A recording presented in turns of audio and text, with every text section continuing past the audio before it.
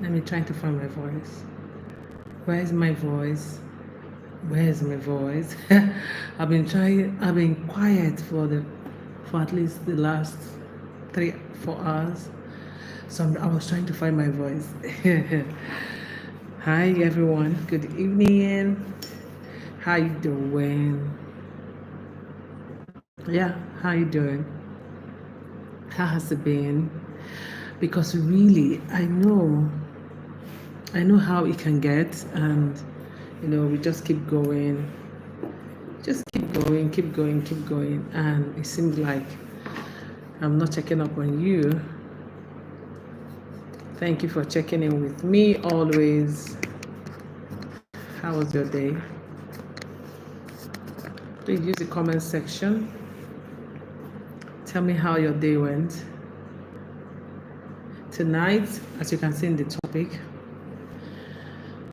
is one of those times when I want to share something or things that I do periodically to just get my swag back in that sense. What do you do when it seems like everything is not working? Like your good is not good enough. It feels like there's something you don't know to apply to make your plight better. What do you do when it feels like, am I as intelligent as I think I am? Why does it seem like I'm working so hard and nothing just seems to be clicking? Where am I getting it wrong? What's happening? In fact, I have gotten to that point and more. Yeah. And I can tell you for free. I remember sometime in 2018, I was working, but I wasn't leaving. Somebody had to look at me and say, "Hi, Jenny, don't allow this to happen to you." Till today, I can't tell what he saw in my eyes or in my gait. And to think that evening, I was actually walking into church for a church service, an evening service, when this man saw me, one of my friends, and said that, yeah. And it was obvious to me after that time that, oh, this thing that is going on with you is actually visible, right? Because there's also the part where you're feeling like no matter what you do, nothing seems to work. And you think you're struggling alone. Yeah. So when he told me that don't allow this to happen to you, it dawned on me that the depression that I felt, that I didn't know what it was at that time, was actually visible. Hi, Dane. Welcome to the stream. Have you tried to keep trying, pushing, but you don't get the results that you're anticipating? You wonder, is it even worth it? Sometimes you're not feeling well, but because you're not feeling any sort of pain in your physiology, you can't explain to anyone what you're going through. Yeah. In today's video, I'm sharing how I stayed motivated through some of those hardest moments of my life in the last 15 years, trying to find myself, yes, Vanessa, pray. Trying to find myself, doing multiple businesses, still squatting, still not able to afford anything, still unable to go home, still just doesn't have anything to show for leaving home at 27, right? I went through all of that from 2017 when I was till now. How I have survived is what I want to share, because I think that it will help someone. Yeah. And please, if you have felt like this before and you were able to overcome it, could you let me know in the comment section how you dealt with it? Thank you, Vanessa, for saying prayer.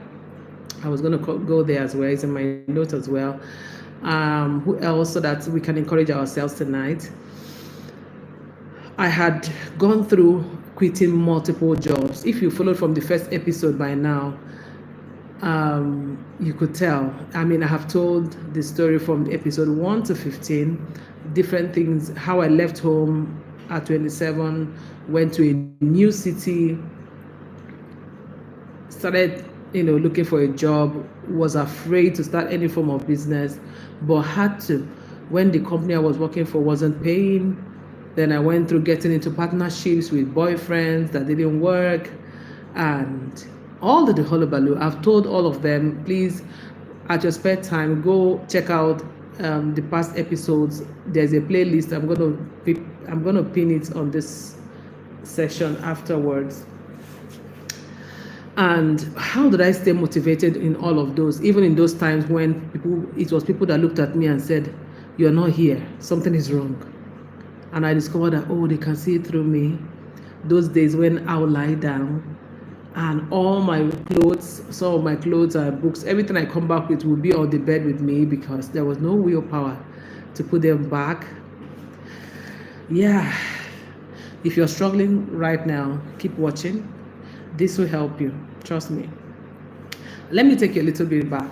I've said a little bit, but this is my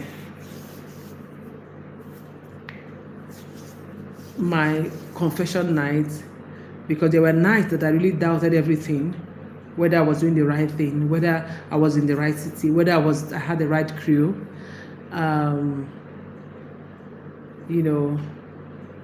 So if today is your first time seeing my face, let me even welcome you. Welcome to the stream. This is my brand new business show called Being Chisom, where I'm sharing in 30 days live stream series that to inspire you to dare, to pick up, to keep going, to make this year the best year yet. Yeah, and I'm sharing behind the scenes of everything I've been through. Like I said, this is my New Year gift to you, and right now is my Valentine gift to you as well. So let me know where you're watching from. Thank you so much, Vanessa. Thank you, Dan. I really appreciate it. Also, in the course of this session, drop a question if you want to ask me anything so that I can take them at once. Like this video. Thank you for the 2 people who have liked this video. Thank you so much. How did I keep going in the midst of all these things I've been telling you? One thing I learned in some of my down moments, when I lost properties, when I had to move cities, when I had to go back, when I had to try to figure out what else to do, when I had to take some jobs that weren't really paying, but I needed to just keep body and soul together, what did I do? I discovered something I learned that kept me, that I am a grand masterpiece in the midst of this whole universe. That is, I'm not invisible. Somebody made me. Somebody figured me out. Somebody made it possible for me to be here and alive. And I figured, if the person is for real, then the person has got me. The person has had to come to my rescue. That kind of mindset. That was one of the things I learned in most of my trying period. I started feeling like, okay, beyond just talking to God, going to church all my life, I needed to figure out, who is God? Who is He? Why did He bring me? And these questions I asked I didn't discuss with anybody, right? So I began to learn in those times that I couldn't have been a mistake. I couldn't have been forgotten. There's no way this is not in the plan. You get what I mean? So that gave me some kind of respite, and I began to say, okay, and I tried to hold on to hope. Yeah. Another thing I learned in those moments where, especially when my business wasn't working, I would work night and day, back-breaking moments, editing books, proofreading books, deadlines. And then when they pay me, which is what I asked for really, when they pay me, I'm like, this money can't even afford for me to buy gas, buy groceries, take care of myself as a single woman at that time. And when you see your mates running group of companies succeeding, it felt like, so I began to do something. I began to say, okay, I may not be succeeding in the short term, but let me plan for the long term. Yes, that was something that helped me. I said to myself, okay, if maybe this year was one of those years, I started asking myself, by the end of the year, something should have changed if I do X, Y, Z.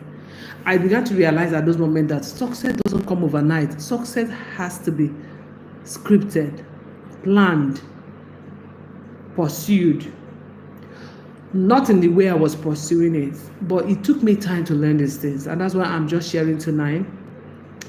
I started feeling like I can't just be start stationary and expect a major change to happen. So I needed to take small steps according to my plan to see what I have scripted, what I want to see happen, come to pass. This thing I'm sharing took me a lot of time, guys. I wish it was as easy as I was saying it. A series of events had happened, dissociating from friends, even quitting some jobs that people wanted me to do as a freelancer at that time, just because I couldn't just find color again in those activities, in the things I loved, in the world. And while yours might not be as extreme as I got, let me know what you did to overcome them. And if maybe tonight you feel like this is a lifeline, please hold on. Please hold on, and you're going to get all my insider gist about how I handled it. I started knowing at that point that I need to take small steps that will compound to the bigger success, or whatever I want to see happen. I had to remind myself that progress may not show. Like when you go to the gym, the first weeks, you may not feel like you're seeing results. In fact, actually, you even feel like you added more weight. Am I correct? When you start the gym, especially when you're going for weight loss, the first 1, 2, 3 weeks, it will look like you added more weight. And if you don't know how the muscles work, you might actually drop out and feel like, oh, it's not working. But that's not it. So I started learning at those times that progress is not always visible. That is not visible even as I'm putting in the work. It doesn't mean nothing is happening behind the scene. I learned this the hard way. So I had to shift my focus from priming myself like I want this to happen at the end of the month, I want this to happen in 3 months, to looking at 1 year, 2 years, 3 years, so that somehow I give my mind a space to forgive, to be kind to itself, to just elongate the timeline. Another way I succeeded at those down times was I started to say, okay, if I don't have money, I have something. So I began to ask myself to find why, my purpose beyond money, right? Money has been one of the toughest aspects of my life as an adult. And you can tell that's why I run this channel, right? I run this channel not because I'm a financial advisor or because I'm interested in that, or I'm interested in being one someday, but I'm just sharing my money journey, sharing the things that worked for me, sharing the things that work for everyone, and sharing everything I'm learning about money, right? I asked myself really, like, why was I doing the business I was doing? Why was I working 3 jobs? Why was I holding on to these 9-to-5 jobs? Why was I blogging? I discovered I love them. Yes, I love to do them. I love to blog. I loved to edit books. I love to help people solve the problem so that they won't spend their money publishing books that are error reading. I started reminding myself that it's because I love this thing. And I started reminding myself why I studied the course I studied in the first place. Even when my dad was like, no, I wanted it to be more professional. I wanted it to be a lawyer.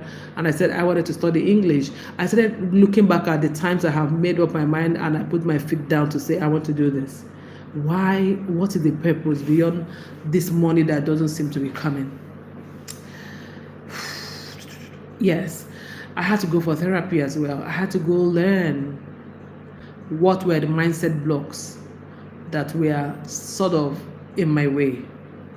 And I identified that a lot of growing up stuff, a lot of childhood incidences, lifestyle, role modeling shaped the way I saw life in general. And it was easy for me to take the shorter end of every bargain and feel like at least I got something. And that was keeping me down, right? So I used the tool of therapy. I also had to go learn therapy and get a certification in it at that during that period. It's interesting to know that at the time I was studying for a certificate in fear mastery and therapy, fear coaching and therapy, I was just barely overcoming depression.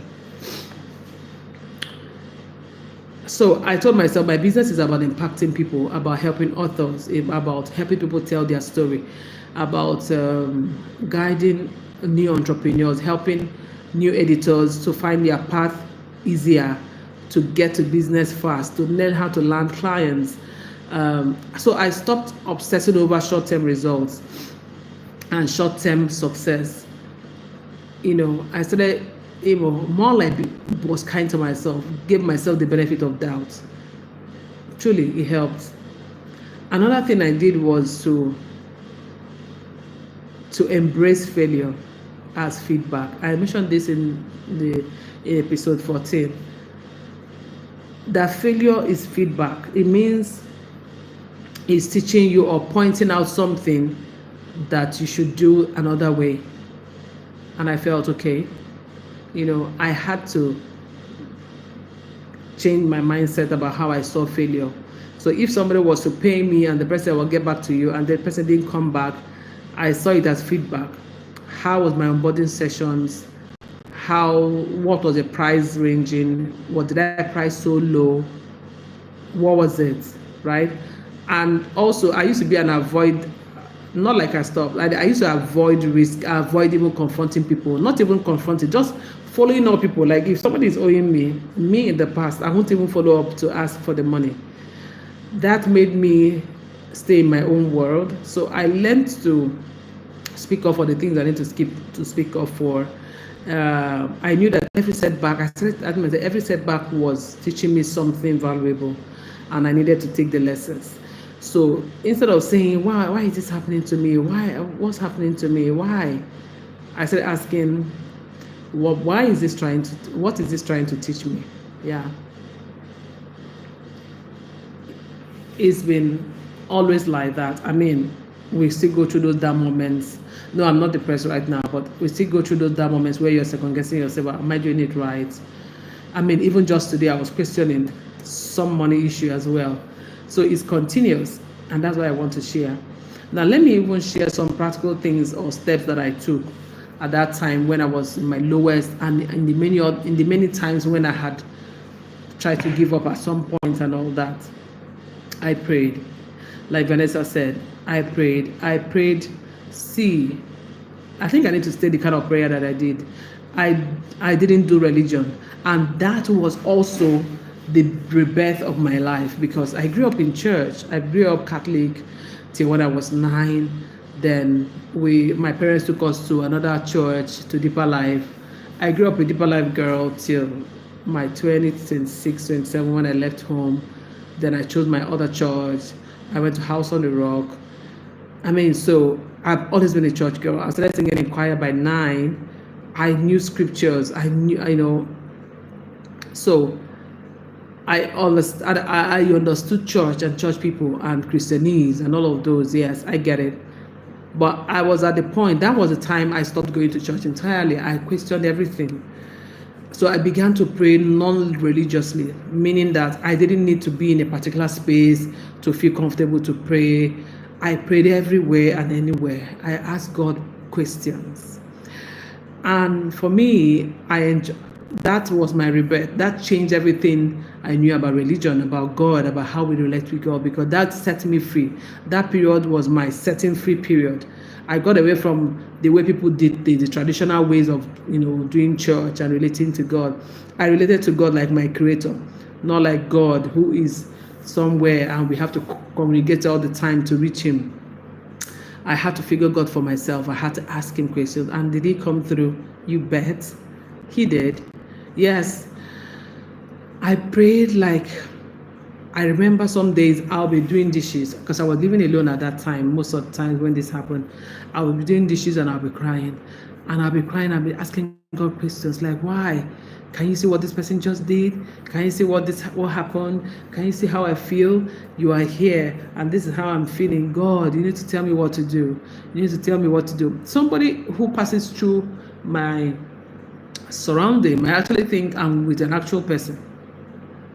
And it took that to happen. It took me to get to my low point for me to figure God out that way, that he was close to me, closer than anyone. And I needed to get there. If you get there, please, trust me. Pray. I prayed non-religiously. That step is very important. And remember, I had gone for therapy, so it's very, very good that you do all that you need to do. Ask for God's will. Yes, Vanessa, you're so correct. Because he made you, you have to ask him, what exactly do you want me to do in this situation? This is how I'm feeling. This is what's happening. This is what this person did. This is what I have done. This is what I know to do. And I've done it all. I don't know what else to do. So let me know what you're saying. Let me know what you're saying. And every day things began to play out. And you know how in the Bible God said, I think I'm going to do it. I think to tomorrow's video, by this time, I'm going to do 5 scriptures or maybe 6. 5 scriptures that helped me through building my business and all of those times, so that we can just talk about them. Powerful. Yes, so that was one big step I took, asking God sincerely, not using religious words, not trying to make my prayer sound nice. I was just talking to him like my father that he is. Like he's the one that has the template of my life and the manual. I don't even know. If it doesn't help me, nobody else can. Nobody else can even figure out what's wrong with me, that way. The second step I took was that I began to appreciate and take note of the small wins that I have. If there's something I had done good, if there was somebody who had given me a testimonial, like, oh, you did this so well, I began to remember them, to say, oh God, thank you for helping me do this work well, and this person liked it. Thank you for making the person send me gifts because they love what I did. Thank you for this surprise cake. And as I'm saying this, and I'm remembering those days and those moments actually when all of this happened, because actually somebody sent me cake one of those days. All of a sudden, a friend of mine who runs a gift concierge service just showed up, called me up and was like, where are you? I said, I'm in my house, which also doubled as my office at that time. And she said, I'm coming. And I was like, why? And she showed up with her staff, and they came with all of the balloons. I still remember that cake. It was a smiley cake. Smiley, it was so beautiful. And she just said, I've always known you to be a go-getter. You've helped a lot of people, and I just thought we should put a smile on your face. And I'm like, God, is that you? I see. Really, really. Never in your life sit back and feel like you are invisible. You don't matter in the scheme of things. No. So I began to remember the small wins, the awards I've won, the people I have helped. I looked away from the things that weren't working. Yes, that was another step that I took. And then I began to also talk to people I knew were growth-minded, people who wanted more out of life, not the yo-yo people, not the people who, kesera, because at that time, because of how I was also feeling, I was dodging many calls. I wasn't really talking to most people. So I had to figure out 1 or 2 people who were there for me, who I knew I was safe. My emotions and everything I was going through was safe with. And so I think that's also important, right? Talk to someone, people, or someone who actually can help. Right? I remember that I went through a practical, interrogation with the therapist, and then it was so practical that it was different from what was happening in my brain, at that time, and it helped. I then started pushing myself out also to places I knew I would get inspired, business meetings. I used to get a lot of invitations back in the days.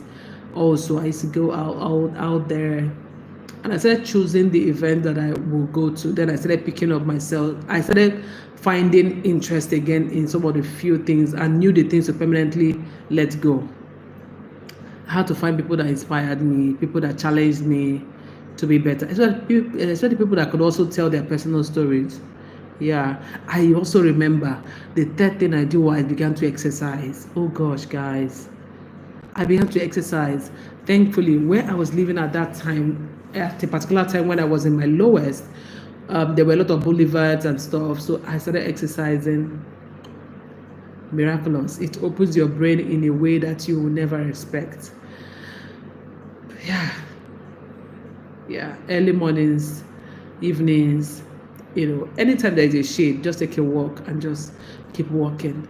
Taking long walks is actually one of my best exercises ever. So that was another step I took, trying to figure things out. And I have always been an idea person, right? So in those moments were the moments where big ideas started coming back to my mind again, like, oh, you can do this, you can do that. So I'll go back and sit down in a conference of one with myself, and then I'll write those things down. So I started having things to look forward to, things I could do, things that weren't complex, right? I started asking, okay, so if I needed to market more, this is exactly how I'm going to do it every day or every 2 days. This is how I'm going to do it, practical things. And those are some of the exercise and journaling, planning things were like the routines that I began to imbibe to help my mindset and my mind. Every morning I'll do the exercise, I'll pray, I'll do something that I love. I think that was also the year I started YouTube, not this channel. I remember that was the year I started YouTube, my very first channel. If you want me to share with you, let me know. I still have old videos there, and kind of pivoted, the niche and all that, but it hasn't been so active really. Sometimes I feel like quitting YouTube and then also going to start another one, and I tell myself, no, build this one that you have started.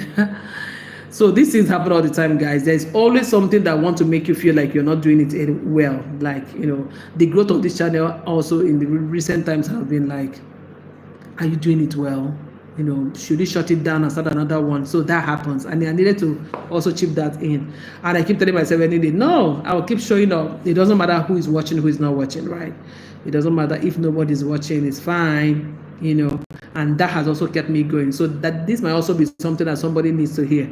Sometimes you're working, well, what I said about the progress does not always mean you will see visible changes. Sometimes things are happening behind the scene that you may not see, but the compound effect will show. Yeah. So I started journaling, exercising and all that, writing on the things I wanted to do and doing them. Yeah. So my mind began to realign, and yeah, that helped at that time. I also had to take breaks. Now, this was me coming from a place. This time was the lowest time of my life was 2017 to 2018. 2 years before that time was when I woke up one day and I was paralyzed in my right body. I was still working a 9-to-5 job then, still running my business as a side hustle, still blogging actively and influencing, but yet I was broke. So at this period, I started telling myself, you don't have to go to church if you don't feel like. So I started staying home, doing other activities. I didn't also let anybody guilt trip me into, oh, what's wrong with you? You should come and all that. I remember that time when I felt like going to church again. Okay, I didn't feel like.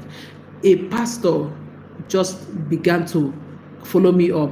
A pastor who was not in my church but was a friend to my church started following me up and started inviting me to their church. That was just like opposite where I was living. Meanwhile, my main church, I would like drive like 10-15 minutes to drive there. And I just said, okay, let me go there. And their church was so warm. The kind of churches where, there's tea, there's biscuits, it was a very family-centric church. And it felt warm and different from where I was coming from, or where I had stopped going. Yeah, I remember that time. That also happened. So I I'm trying to to emphasize the fact that I took breaks without feeling guilty. I took break from being a worker, from going to church, from letting anybody guilt trip me to come when I didn't feel like, and I different. Not that church was my problem, but I just needed to figure out my problem at that time. And even when I was checking out for something and I get a no, I started taking it as feedback. Like I said, I started changing the meaning of no to me, because I discovered I think it's also typical with a lot of people. You know, if you're doing something really that you really want validation from other people, and 1,000 people are saying, "Oh my God, you did well! Oh, hi Jenny! Oh, well done, Chisom," and just one person just looks at you like, maybe the person didn't even say anything. That person's opinion becomes magnified. It becomes the one that worries you all through the night, all through the day. You're beating yourself up like, I failed. Oh my gosh! I look at how that person looked at me in a disgusting way. That means I didn't do well. You forget all the 1,000 people that were cheering you on. I discovered I was so susceptible to those kind of activity, to those kind of mindset, and I had to start changing it. I had to start focusing on the positive. You know, I had to tell myself, this is not who I am. One negative comment against 1,000, come on, doesn't matter. You know, I had to be conscious about it. Okay, is anybody asking me questions yet? Ask questions, please. Let me know where you're watching from as well. Dane, I don't know what you're saying. The only way I could do that was if you want to come and pick it up. Pick what out? I don't get it. All right. Thank you, Vanessa J. You've been such an amazing person. Yes. And at other times as well, like most recently and all that, when it seems like I'm down, like I don't know what to do, I take time off work. I tell myself it's okay to do nothing. It doesn't matter whether I have a deadline. I delegate it, or I call my client and say, please give me some more time. I take a break. Because yes, if a staff comes to tell me, oh, I'm feeling this way, I really need a break for one day, I will gladly give them. But why is it that when I need a break, I don't try to give myself, I just rationalizing, why am I like this? How I should know that I have this to submit by so time, and why I should, I should brace up and do it. But I'm not in the mood. So I started being kinder to myself. I do that a lot right now, like a whole lot. It doesn't even matter if there is, like I really don't care. Even if this building is about to fall. I'm in my chill season, guys, and you can get there as well. Life can make you go crazy, especially if you remove your eye from the fact that there's a higher hand, there's a great personality in charge of all of this. He's the one that switches off the day, and he makes it night, and he switches it on, and it's daylight, and he had never failed to make those switches. And he's the one in charge of everyone and everything that we see. He's the one in charge of infinite possibilities. He's the one that made the seas and the sun, and everything he made is abundance. Is in abundance. So why should I worry? Please let me know what you think. Let me know how you got through your toughest moments. Thank you, Vanessa, for sharing yours as well. If you're struggling right now with anything, parenting, job, I told you how I'm a mom of 4. I adopted them by marriage. I've never given birth biologically. Like, I got married like just only 4 years ago, but I have a 16-year-old, I have a 13-year-old, I have a 12-year-old, I have a 7-year-old. Girl, I'm so proud of myself. I'm so blessed. It hurts. I'm so blessed, it hurts. So no matter how I feel, I remind myself of these many blessings. What could I have done to deserve them? Who actually put the timelines and the deadlines and the measurement of success? Humans. So why shouldn't I put the measurement of my own success and follow through and have and enjoy life? We are only here once, and it's so short. So why cut it short by worries, by all, I have to start changing my mindset about these things. So if you're struggling right now, I want you to know